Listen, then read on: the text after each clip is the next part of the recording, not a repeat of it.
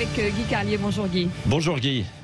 Bonjour Cécile, bonjour Patrick, bonjour à tous. Bon, nous sommes impatients de connaître le thème de votre chronique parce qu'on ne l'a pas eu alors ce matin. De quoi s'agit-il ? Oui, cette chronique est devenue une référence en matière d'analyse du monde qui nous entoure et les auditeurs se posent la question comme vous après ma brillante chronique d'hier sur la disparition des jetons de caddie de supermarché, après mon analyse éblouissante avant-hier de la montée des périls, après ces références littéraires à la Malraux et Louise de Villemorin lundi dernier, de quoi vais-je parler aujourd'hui ? J'ai longtemps hésité.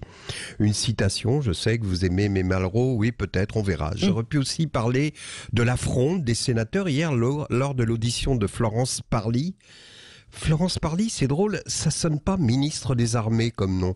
Ah bon ? C'est vrai, ça sonne plutôt comme une marque de prêt-à-porter grande taille pour dames fortes, distribuée par la Redoute. Vous voyez, un peu comme la Fibelle. Mesdames, restez toujours minces avec une robe Florence Parly.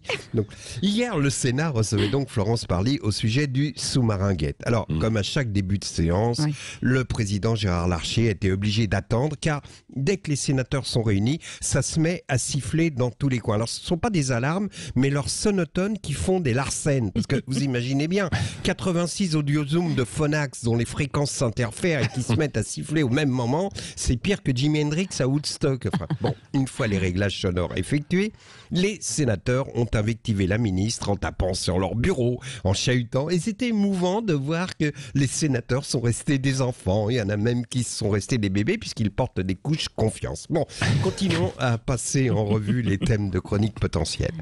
Vais-je ironiser sur l'invité de 8h15 ? Ben, ça dépend qui il est. Patrick, pouvez-vous me dire qui est votre invité de 8h15 ? Il s'agit de Stanislas Guérini.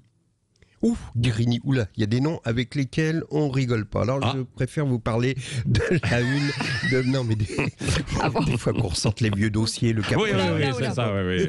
Hein. Je préfère vous parler... C'était d'autres Guérini. Oui, bien sûr, évidemment. Je préfère vous parler de la une de Paris Match qui représente évidemment Éric Zemmour s'ébrouant dans la Méditerranée avec sa collaboratrice. Alors on pense ce qu'on veut d'Éric Zemmour, mais utiliser ce genre de procédé pour le discréditer, c'est la porte ouverte à...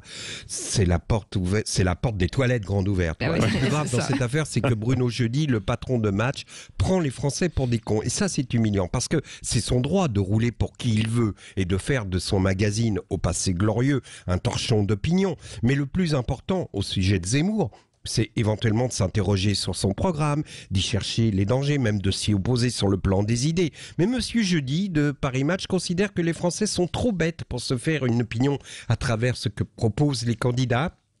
Et il joue sur le cul, la vie privée et cette hypocrisie quand il vient dire « Ah mais non, c'est pour faire connaître Sarah Gnafo » alors que sur la une de Paris Match, c'est évidemment le nom de Zemmour qui figure en grand et qu'on ne voit même pas le visage de la femme. Paris Match vient donc de se spécialiser dans la fuck news.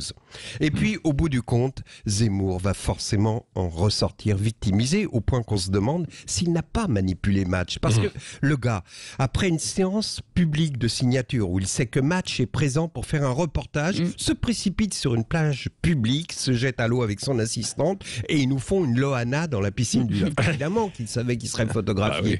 Donc au bout du compte, il va en sortir gagnant. J'aurais pu vous parler de tout ça, mais finalement, je préfère conclure par la désormais traditionnelle citation de Malraux qui disait « Quand le débat public oublie l'intelligence pour flatter les instincts, c'est la marque d'un début de déclin d'une civilisation. » Merci. Très optimiste. Oui, Carlier livre Merci chaque beaucoup. matin à 8h10 sur Sud Radio. Bien sûr, à réécouter sur sudradio.fr.